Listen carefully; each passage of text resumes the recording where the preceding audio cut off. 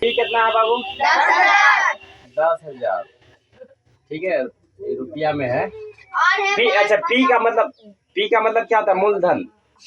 ठीक है, मूलधन मतलब जो पैसा तुम लगाया सूद ब्याज पर। और आर कितना परसेंट है? 50% वार्षिक। 50 यानी दर। आर का मतलब क्या हो गया? दर। 50% 100 रुपया का 100 रुपया का एक साल में 50 रुपया हुआ। वार्षिक का मतलब वही हुआ। और टी मतलब 4 वर्ष।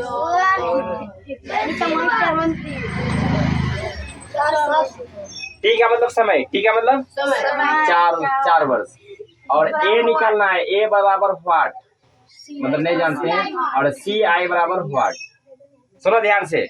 सी आई ए का मतलब होता है मिश्र धन, और सी आई का मतलब होता है चक्रवृद्धि ब्याज, कंपाउंड इंटरेस्ट बोलते हैं। ठीक है, तो चक्रवृद्धि ब्याज तो लोग बता दिए। चक्रवृद्धि ब्याज का मतलब ब्याज का ब्याज जोड़ा जाता है। ब्याज का ब्याज जोड़ा जाता है। मान लीजिए 1,000 रुपया कोई आदमी ब्याज पर लगाया, उसका ब्याज हो गया 500।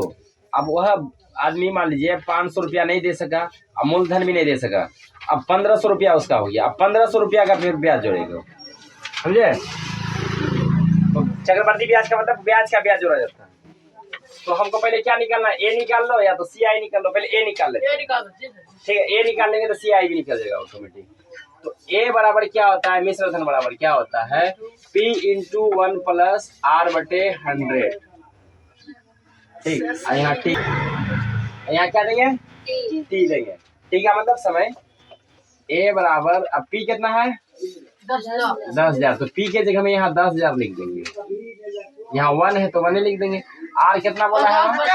50%। तो हम ऊपर में 50% लिख देंगे। अब बटे में 100 है तो 100। और टी कितना बोला है वहाँ? 4, तो 4 लिख देंगे। अब कटाओ पहले ब्रैकेट के अंदर में। 50 दूना 100, 50 दूना 100 कट गया। यहाँ कुछ नहीं बचा तो क्या बचा? 1 बचा। ए देखो इधर, और 10,000 और 2 गुना 1 करें तो कितना? 2 ये ना होगा जी सर। अब प्लस में कितना है? 1। अब बटे में 2। यहाँ कितना है? 4। अब 10,000 फिर यहाँ 2 और 1 कितना हो गया? 3। 3 बटे 2। अब पावर कितना है इसमें? 4। अब इसको कितना बार छिड़ियाएंगे? 4 बार। गुना में है, कुछ नहीं तो गुना है। तो 3 बटे 2 और 3 बटे 2, 3 बटे 2, 3 बटे 2 कितना बार छिड़िया दिए? 4 बार। अब कटेगा ये।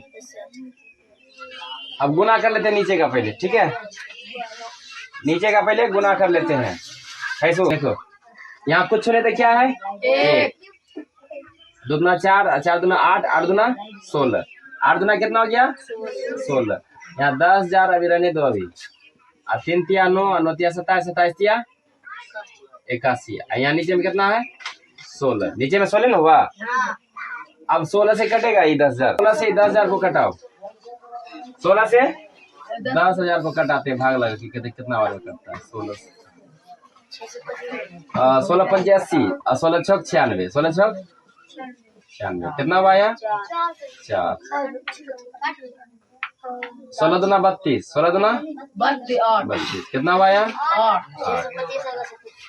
16 पंचे 80, 625। इसका मतलब इस 16 से जो कटाएंगे इसको कितना बार में? 625 बार में कटेगा। ठीक है, अब 625 गुना कर देंगे 81।